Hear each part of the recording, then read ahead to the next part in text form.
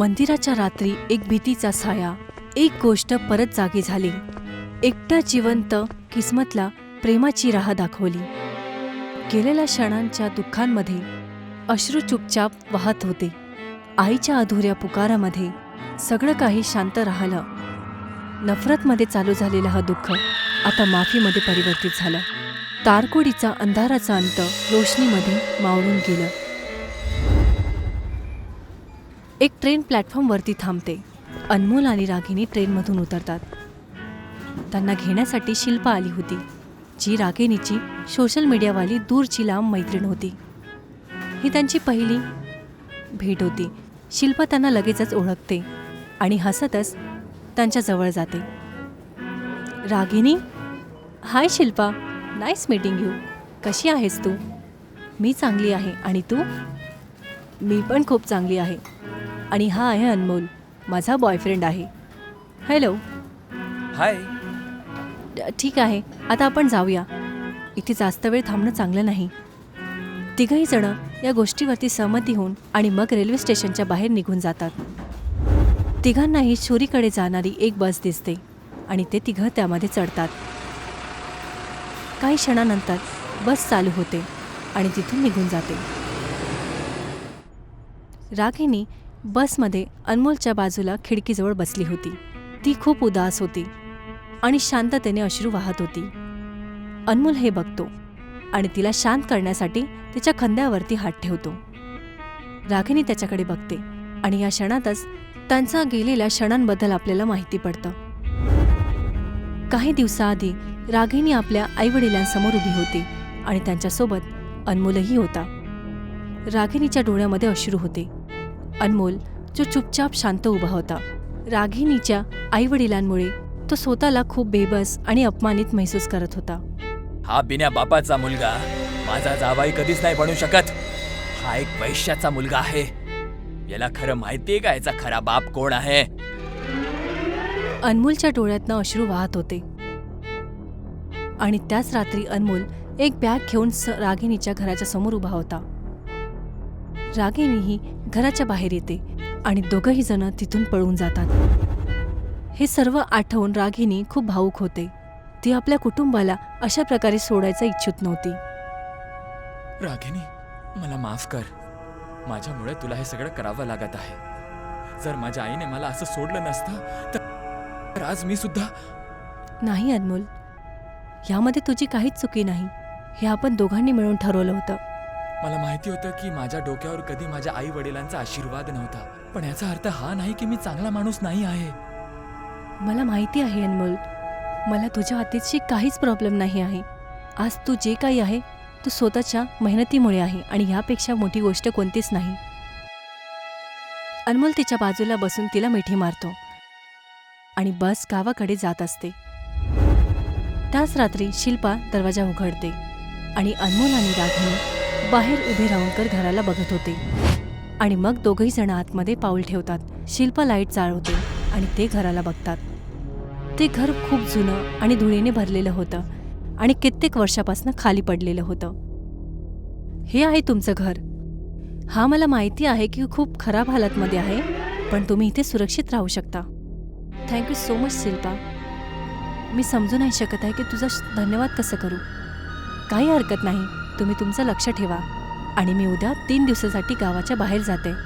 तिथपर्यंत तुम्ही लोक या घराची साफसफाई करा. आणि हां, जेवढं होईल तेवढं या लोकांपासून कमी बोला. जेवढं कमी लोकांशी जानपैशान करणार तेवढंच खतरा वाढेल. आम्ही लक्षात ठेवू ही गोष्ट. थँक्यू शिल्पा. ठीक आहे, मग मी जाते. आणि ह्यानंतर शिल्पा तिथून निघून जाते. अनमोल आणि रागिनी एकटेच राहतात आणि थोडंफार सामान साफ करून सोन्याचा तयारी करतात.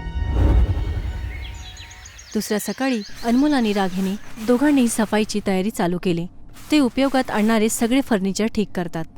हळूहळू सर्व घाण आणि धूळ साफ होऊन जाते. काही वेळातच घर एकदम सुंदर आणि राहण्यासारखं दिसत होतं आणि दोघंही जण यापासून संतुष्ट होतात.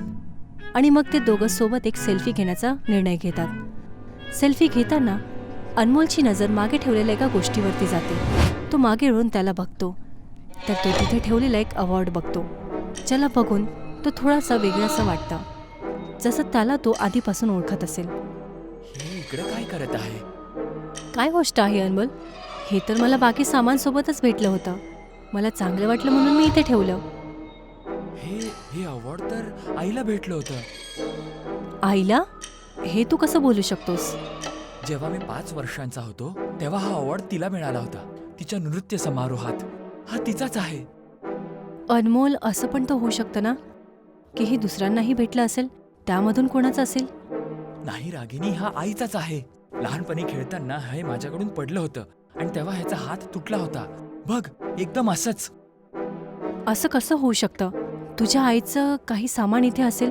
तुझं तर या गावाशी तर काही नाताही नाही. ह्याची माहिती एकाच गोष्टीमुळे कळू शकते. अनमोल अवॉर्डला पलटून बघतो आणि खाली बनलेल्या नेल प्लेटवरती त्याची नजर जाते, ज्यावरती दुकानाचा पत्ता लिहिला होता. त्याच संध्याकाळी अनमोल आपल्या बॅगमध्ये अवॉर्डला ठेवून त्या लिहिलेल्या पत्त्यावरती जाऊन पोहोचतो. तो आतमध्ये जातो आणि त्याबद्दल विचारपूस करतो.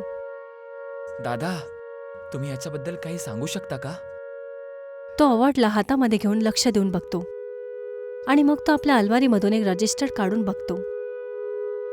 हो, याला इथूनच घेतलं होतं. कोणत्या गावकरीने याला आणून दिलं होतं. त्यांना हे कुठे मिळालं त्याच्याबद्दल आम्हाला नाही माहिती. अनमोल खूप चिंतित होता. त्याला असं वाटत होतं की याप्रमाणे तो आपल्या आईजवळ पोचेल, पण त्याचा आता प्रयत्न पूर्णपणे मिटून गेला होता. संध्याकाळी घरी येताना अनमोल बघतो की एका झाडाच्या खाली सगळे लोक उभे होते आणि त्या झाडाच्या खाली एका व्यक्तीची लाश होती. त्याच्या बाजूला दारूची बॉटल होती आणि रेडिओची पट्टी त्याच्या गळ्यामध्ये फसली होती. अनमोल त्याच्या जवळ जातो. हे काय दादा, काय झालं यांना? तो व्यक्ती अनमोलला वरून खालपर्यंत बघतो आणि मग तिथून निघून जातो. अनमोलला हे थोडंसं वेगळं वाटतं, पण तो तरीसुद्धा तिथून निघायचा निर्णय घेतो. जेव्हा अनमोल घरी पोचतो तेव्हा तो बघतो की शिल्पा रागिनीसोबत बसली होती. ते दोघंही जण त्याच घटनेवरती बोलत होते, जी अनमोलने थोड्या वेळ आधी बघितली होती.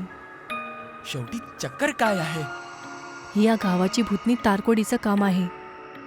हे कसं नाव आहे? आजपासून 21 वर्षाआधी ही सर्व काही चालू झालं. तारिका नावाची एक सुंदर मुलगी या गावामध्ये आली होती, एकदम तुझ्यासारखीच आपल्या नवऱ्याबरोबर धावून. पण काही वेळानंतर त्याच्या नवऱ्याच्या घरच्या लोकांनी तिला शोधलं आणि परत घेऊन गेले. काही दिवसानंतर तिच्या नवऱ्याचा मृत्यूची खबर आली. त्यानंतर तिने हे गाव सोडायचा निर्णय घेतला. पण ज्या रात्री ती जाणार होती तर काही दारुड्यांनी तिचा एकटेपणाचा फायदा उचलला आणि तिची इज्जत तुटली. दुसऱ्या सकाळी तारिकाची लाश एका मोठ्या झाडाशी लटकलेली होती आणि सोबत एक चिठ्ठीही की आता ती इथे कोणत्याही व्यक्तीला जिवंत राहू नाही देणार. आणि तेव्हापासून तिच्या भूतला बघितलं गेलं. असं बोलतात की जे कोणी व्यक्ती रात्री 9च्या नंतर बाहेर जातो तो कधीच परत नाही येत. हे ऐकून अनमोल आणि रागिनी खूप हैराण होतात. ओ माय गॉड, हे तर खूप वाईट झालं तिच्यासोबत. पण आजपर्यंत कोणाला नाही माहिती पडलं की त्या दारुड्यांना आणि गाणे वाजवणाऱ्यांना का मारतील. कारण आईला दारुडेखोर नाही आवडायचे आणि ज्या नृत्याने तिला ओळख आणि मान दिला त्याच नृत्याने तिचं सगळं खेचून घेतलं. रागिणी आणि शिल्पा समजून नाही घेत की अनमोलला काय बोलायचं आहे. हे तू काय बोलतोयस अनमोल? रागिनी, तारिका कोणी वेगळं नाही, खरं तर माझी आईच होती. त्या रात्री जेव्हा ती गावापासून पळणार होती तिचा फोन चहावाल्या काकांकडे आला होता. मी खूप वाट पाहिली पण ती कधीच नाही परतली. मला वाटलं ती मला सोडून गेली, पण शिल्पा आणि रागिणीचे डोळे एकदम मोठे होतात. ह्याचा अर्थ तुझ्या आईच्या आत्म्याला अजूनपर्यंत शांती नाही मिळाली. आपल्याला तिच्यासाठी काही करावं लागेल. तू खरं बोलतेस रागिणी. आपल्याला यामध्येच दरवाजावरती एक आवाज येतो. अनमोल, रागिणी आणि शिल्पा खूप घाबरतात. काही क्षणातच तो आवाज खूप मोठ्याने वाढत गेला आणि बाहेर असलेले लोक दरवाजा तोडून आतमध्ये येतात. हे अजून कोणी दुसरं नसून तर रागिणीचे आईवडील होते. त्यांना बघून रागिणी आणि अनमोल खूप जास्त चकित होतात आणि रागिणीला पकडून ते बाहेर घेऊन येतात. रागिणीला तिचे आईवडील त्या रस्त्यावरती घासत घेऊन जात होते. गाव पूर्णपणे शांत होतं.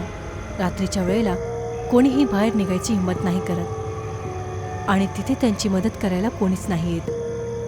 ते लगेचच रागिणीला कारमध्ये बसवतात आणि स्वतःही आतमध्ये बसतात. जसंच ते निघायला जातात, अचानक एक अनोळखी शक्ती कारच्या पायांना अचानक वरती उचलते.